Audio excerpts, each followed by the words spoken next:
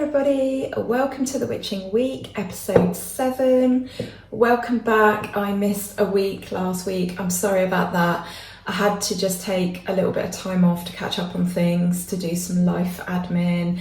We'd had the summer holidays and I just found that all the things I need to get done in a week were just getting later and later and later. And I didn't want to do an episode and it'd be rushed and it look and sound terrible.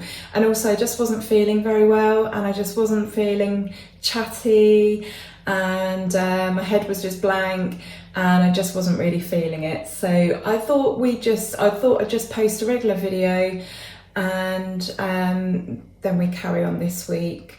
So it is quite hard to find things to talk about each week because I don't want to bore you all. You know, this is just an outlet for my thoughts mainly, and a chance for me to just kind of sort of chat to someone, if you like. It's quite nice to do this. But yeah, so it's been a big week, hasn't it, in the UK?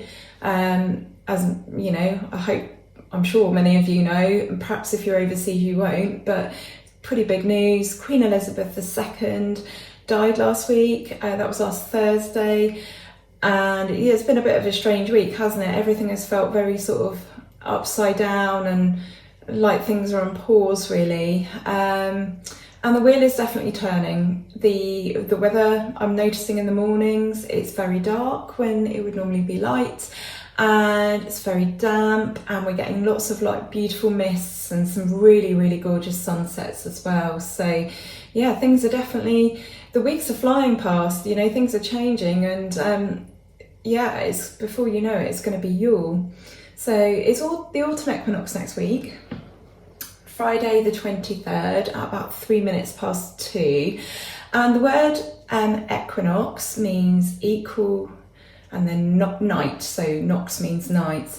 And so this is a time obviously when day and night are in balance. Now we have something 3 days after the equinox, roughly 3 days, called the equilux. So equi again mean equal and lux meaning light. So the point at which the light, you know, night and day, darkness and light, the point at which that they are totally equal and balanced is about 3 days after the autumn equinox, and it usually happens about 3 days before the spring equinox. So the autumn equinox, the sun is passes the equator and it moves from the northern hemisphere to the southern hemisphere, and we have this point of balance. So if we look back to Litha, the summer solstice, where the light was at its absolute peak and we had the longest days and the shortest nights, and obviously after that point the nights were going to begin to draw in. Well, we've now got to the point at balance where day and night are the same length, but this is the tipping point. This is the tipping point now where the nights are actually going to be longer than the daylight hours, and we're making that journey towards the winter solstice. So we've got Samhain in the middle, but we are now well and truly on that descent into darkness. So a bit of a bittersweet time, really. I'm already feeling the difference in my bones. I've had a lot of joint pain. We live in a really old, damp house, the walls are like 1 meter thick, and we can really feel the difference already. And I popped out this morning at it was about 7 o'clock this morning. I was up early, and yeah, it's nearly cold enough for a coat, at least for me. So huge difference. I always find it really strange, the point at which it just suddenly gathers pace. So for me, that is Lammas, Lunasa and Imbolc. And I think those, I've said it before, I think those are the points at which that we really notice, you know, before we get to the spring equinox, before we get to the autumn equinox. Those are the points at which we really see a difference, and it's like a switch has been flicked. So what else is new? Oh, I want to give a shout out to my best friend. It's her birthday today, so happy birthday, Tara. I don't know if she watches these videos. I shouldn't think that she's got time, but I just wanted to put that out there.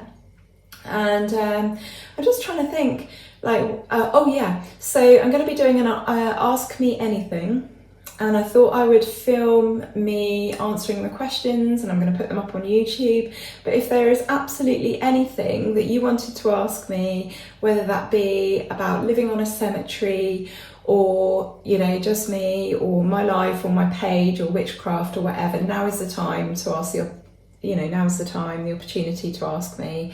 So if you've got any questions, just pop them under this video, and I'll answer them as best I can.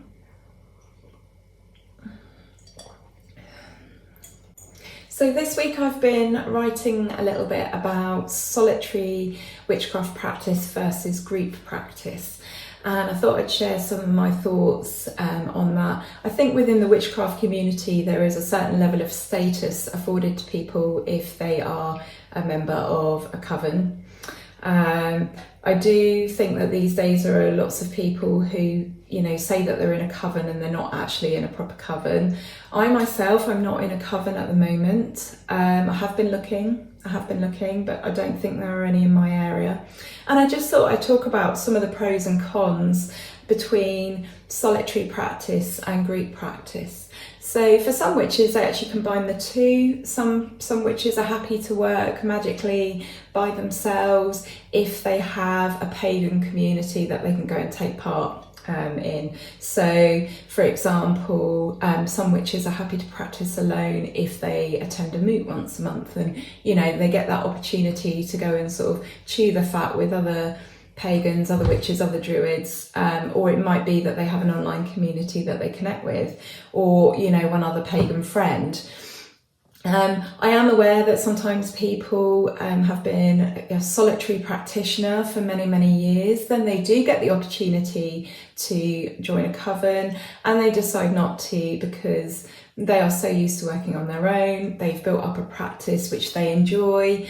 For many people, solitary practice fits in around career and familial responsibilities.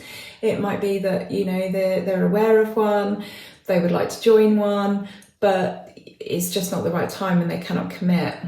Other situations, other scenarios I'm trying to think of, perhaps people that have previously worked in a coven and done that for some years and then have decided that working as a solitary practitioner is best. And certainly I think as we get older, I've been a part of several magical groups, I have worked in group settings, I have had those experiences, but actually I quite like being a solitary practitioner. I get to do things the way I want to do them, when I want to do them, there's no pressure at all.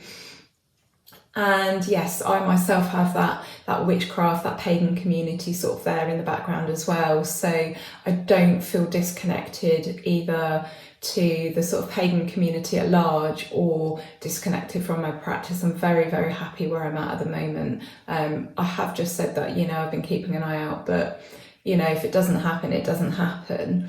The benefits of working within a sort of a structured group are exactly that, the structure that comes with being a part of a coven or a magical working group of some kind. Certainly within a coven, it's very nice to have the support, to have those that are more experienced or certainly are experienced in, a lot more magic that is perhaps more formal and does have that structure. There's always someone to sort of fall back on and ask and get things clarified whilst you're training. There are opportunities as well, socially, and in regards to events that sometimes you learn about when you are in a group setting. It could be, one coven making an arrangement with another one, but there are certainly, I would say, opportunities there that you would not hear of perhaps if you were a solitary practitioner. And also, if you're part of a magical group and you've got lots of different people who know lots of other people and, their paths might have up to that point, been different to yours, you're going to hear about more opportunities, more social events. Just, you just kind of widen your net, as it were. So yeah, that's one of the topics that I have been thinking about this week and writing about. I am still just sort of putting the finishing touches to my grimoire. I'm also planning some other bits and pieces that are taking up some time at the moment, some headspace. And yeah, it's kind of got me onto the subject of reels, really. For those of you that are on Instagram and follow me on Instagram, Instagram's absolutely kicking my butt at the moment. So they've changed the algorithm and they are favouring accounts who show reels, basically. And this is because they announced at the beginning of the year they were going to be shifting their focus from still photos to videos and reels and stories and stuff like that, because they very much want to follow in the footsteps of TikTok, who have been TikTok's been very successful. And it's been very successful with the teen watch view. And so really they want to appeal to that kind of audience. And I've noticed that when I post up my reels, the ones that are the most popular are the silly reels and the ones that have got me in. And I'm finding that really difficult because I don't call myself a witchfluencer or a witch influencer, as the Daily Mirror described me. I do not consider myself a content creator, even though that's what I do. I'm here to educate people. I'm here to educate people on the path of witchcraft. I am here to keep old folk stories alive. I am here to talk about regional witchcraft, so my area of the Midlands. I am here to talk about my personal experience of the world as a witch. And I'm here to put all of that together and give, hopefully a positive image of British witchcraft that, otherwise, maybe, don't get me wrong, there are lots of very good accounts on witchcraft, on Instagram on witchcraft, but I want to be one of those voices where people can rely on and know that they're being given, good and accurate information.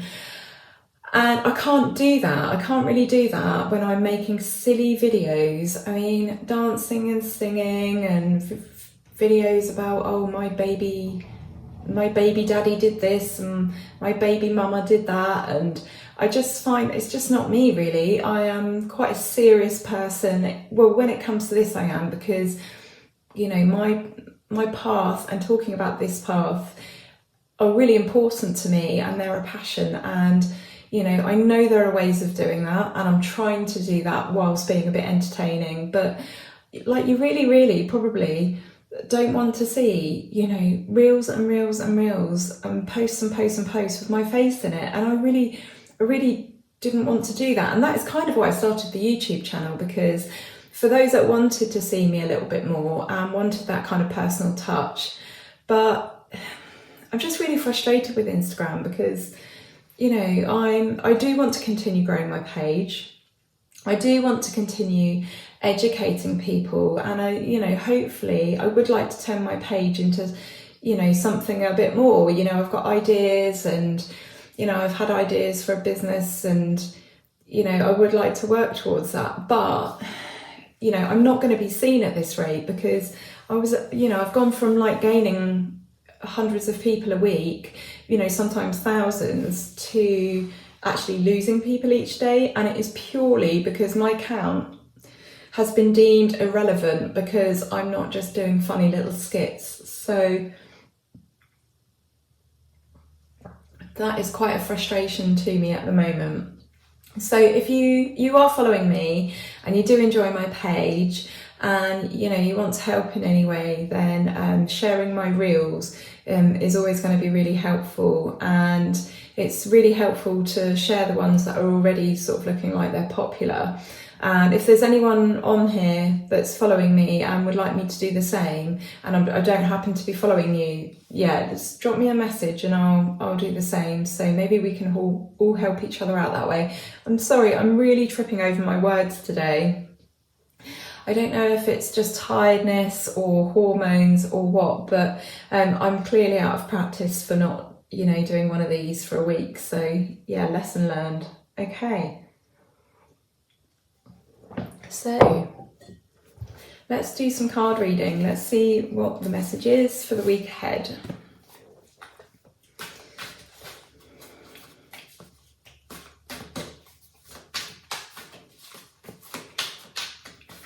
So usual format, I'm going to pick 5 cards. I'm not going to make this, you know, I don't like making this too complex. I like to keep it fairly simple. I think simple messages are always good.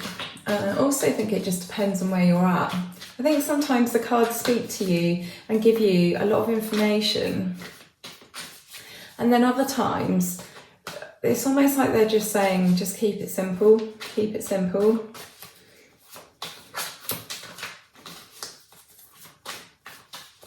Right, we don't have any jumpers today, so let's just spread them out and pick some.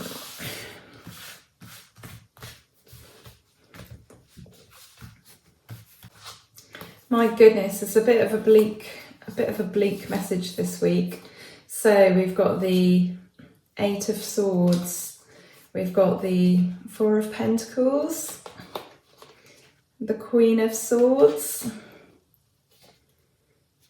the 9 of Swords, and the 5 of Pentacles. So what's that? That's 3 swords and 2 pentacles. So next week, the week ahead, it's looking like a bit of a crisis point, to be honest. There's a lot of fear here, and there's a lot of feeling that, you know, that you're trapped, that circumstances have you trapped, and you know that there is no way out, and perhaps something has come to sort of a bitter end, really, or is sort of working towards that conclusion. And you know, maybe financially as well, perhaps that you're feeling like, yeah, that it just everything has been lost, and that there's nothing to strive for or work for anymore, and that you just basically can't see the wood for the trees. And the answer to this basically is to think about balance,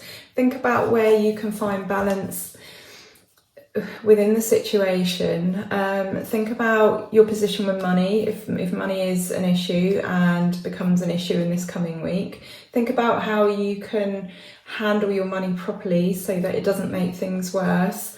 And also, you know, sometimes you need to think out of the box. You might feel like you're blindfolded, but you're not, and actually you're not trapped as much as you think you are. So a lot of this feels like it's based on fear, based on those little worries that just grow and grow and grow, and somehow they gather, they you know, like a rolling stone, it sort of gathers moss and gathers extra dirt and gathers pace. And the way out of this situation, and the way to feel better about this situation, is by using your mental prowess, your mental powers, you know, thinking things through, you know, building a plan, putting the fears to one side, thinking objectively, thinking intelligently, and using focus rather than allowing your emotions and your fear to get the better of you. So not a particularly good set of cards there, feels very negative, but there's always a positive, and I do think that help will come. You know, if you look at this image here, the lights are on there, so although it kind of feels like no one's home, there's hope. So yeah, so it's all going to be about using your brains this week and not letting things get you down, and just basically just sort of taking it a little bit easy. Don't let those negative voices and that sort of worry voice in the middle of the night, don't let that get to you, because everything will be okay. It always is. So I'm going to leave it there for today, and I'm wishing you a wonderful week ahead, and I'll be back next week with another episode of The Witching Week. Okay, take care, bye!